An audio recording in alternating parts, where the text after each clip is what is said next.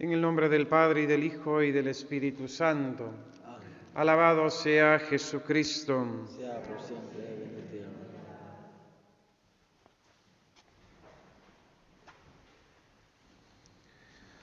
Una señora que conocí hace muchos años había tenido su marido una muerte desgraciada y la pobre, recordando a su esposo y las circunstancias de su muerte, solía exclamar: Padre, hay muertes y muertes, hay muertes y muertes, pero con respecto a la eternidad solo hay dos formas de morir: la muerte de los justos y la muerte de los pecadores.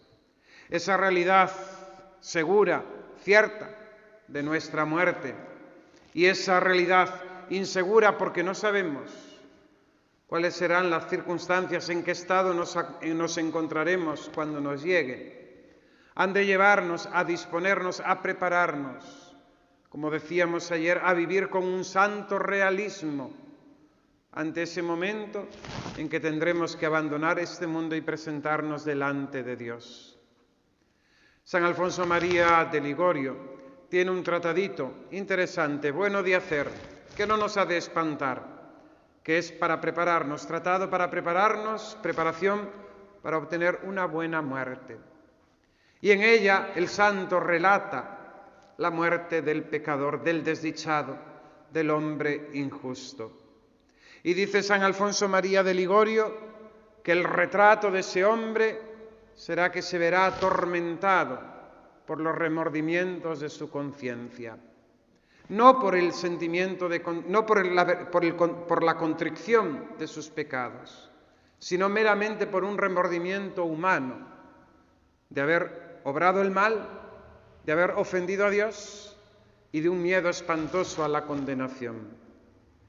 El moribundo, el enfermo, a la boca de la muerte, que ha vivido alejado de Dios en esa hora de angustia, en esa hora tremenda, en esa hora de importancia capital, pues de ella depende nuestra eternidad, se verá en su entendimiento entorpecido para arrepentirse.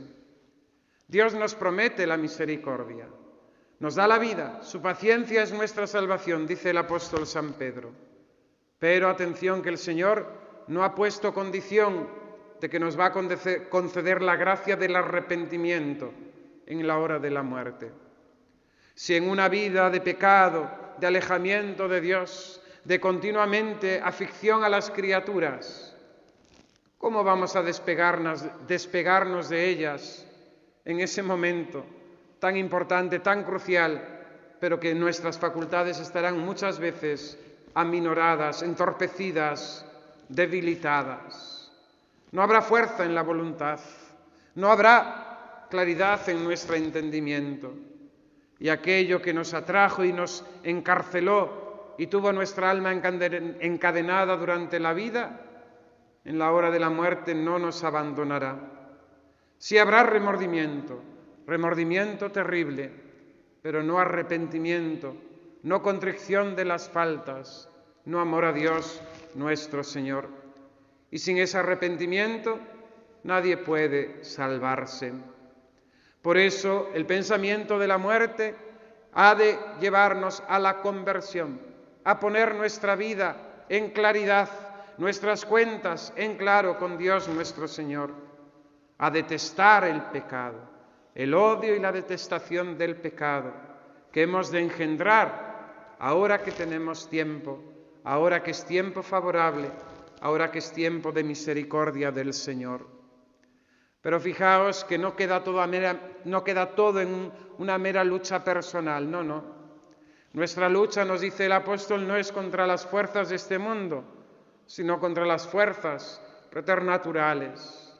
Y ahí estará Satanás y con él los demonios, para aprovechar en esa última hora y arrastrarnos con ellos al infierno. En esos grabados medievales hermosísimos que disponían al arte del bien morir, se ven como el enfermo en el lecho, rodeado de sus familiares, pero aquello que no ven los ojos, pero que está rodeado de demonios. Esos demonios que le llevarán a la desesperación, a la desconfianza en la misericordia de Dios, incluso a continuar en ese estado de rechazo de Dios. Esos demonios que estarán continuamente vigilantes, atentos, perseverantes, para arrastrar nuestra alma con ellos. Y esto, mis queridos hermanos, no es literatura, no es historieta para meternos miedo, es realidad, porque los mismos santos han tenido que experimentarlo, como en esa hora de la muerte, el mismo Satanás, como última oportunidad, en ese trabajo horrible, en esa voluntad suya de arrastrar almas al infierno consigo, busca tentarnos en la fe contra Dios nuestro Señor, en la esperanza y en la caridad. Finalmente, el moribundo que ha vivido toda su vida en el pecado, sin arrepentimiento, sin volverse a Dios, sin hacer penitencia, tendrá un temor horrible a las penas eternas. Pero no, esto no le llevará al arrepentimiento, sino simplemente a querer aferrarse todavía más a las cosas de este mundo, a las realidades de aquí, no queriendo morir, no queriendo dejar esta morada, esta cárcel, sino aferrándose a ella, porque teme la condena eterna, porque en él no ha habido lugar para el amor de Dios, en él no ha habido lugar para la contrición, en él Dios no ha tenido reino, porque se ha excluido, se ha echado fuera y solamente ha dominado la mundanidad, la carnalidad, la sensualidad, el deseo de disfrute en contra de los mandamientos de Dios y del amor a Él. Por eso hemos de hacer siempre, atender a la llamada de la conversión que la Iglesia nos hace, porque lógicamente la muerte llegará y tendremos que partir de este mundo hacia la eternidad. Y así como nos encuentre la muerte, así será nuestra eternidad, de dicha, de bienaventuranza o de desdicha o de condenación. Ahora es el tiempo favorable, ahora es el tiempo de la misericordia. Y por eso hemos de aprovechar también a disponernos, a prepararnos para ese encuentro con el Señor, ahora que tenemos conciencia, ahora que tenemos plenitud de facultades. Fíjense que ahora con el alargamiento de la vida, la longevidad que existe en nuestra sociedad, pues cuántas personas padecen las enfermedades cerebrales, de Alzheimer, de demencias, de ya no saber quiénes son. ¿Cómo se van a arrepentir? Si ya no saben, ni conocen, ni recuerdan, etcétera, etcétera. Ahora es el tiempo favorable, ahora es el tiempo de la misericordia. Y como familiares y como amigos, no engañemos a nuestros enfermos, no engañemos a nuestros mayores. Invitémoslos al arrepentimiento y a la conversión. La enfermedad es anuncio de la muerte y no podemos decir, tranquilo, que pasará, te pondrás bueno. Necesitamos un santo realismo, recordando que la caridad ha de ser siempre en la verdad y la verdad con caridad.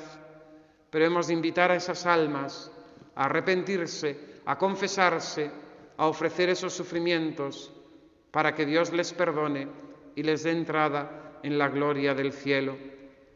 Porque esto es lo que verdaderamente nos debe importar, el salvar nuestra alma y el que se salven las almas de aquellos a los que amamos. Que así sea. En el nombre del Padre, y del Hijo, y del Espíritu Santo. Amén.